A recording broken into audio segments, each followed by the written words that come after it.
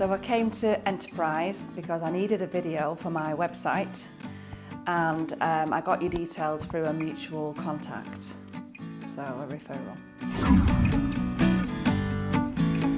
So I did some prep before I came. I think it's important, and I just put some notes together about the kind of thing I wanted the video, what it was about and what I wanted to say in the video, the whole purpose of it basically.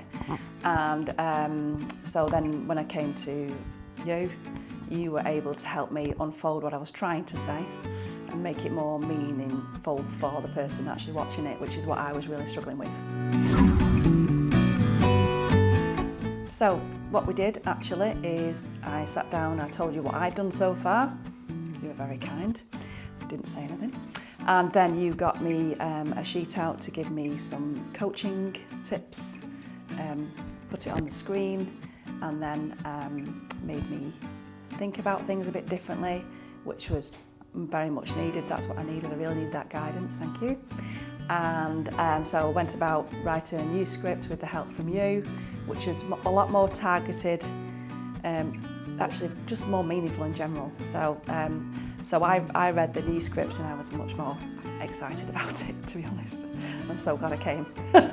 And I was actually supposed to have got a video to my web developer 2 months ago, but because I just didn't know where to start, I just thought, well, we might just forget video altogether.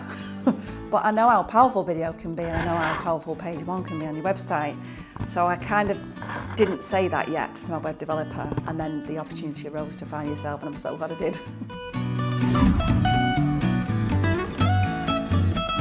I would tell anybody to use Andy's Confidence to Camera workshop to help them prepare a video for their website, or videos for their website or social media, because you're going to be struggling on your own.